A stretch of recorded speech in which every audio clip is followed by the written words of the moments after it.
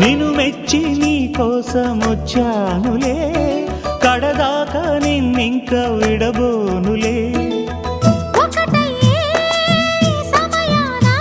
ఈ ఆనందం అనుబంధం ఏ జన్మ వరమో అల్లుకుంది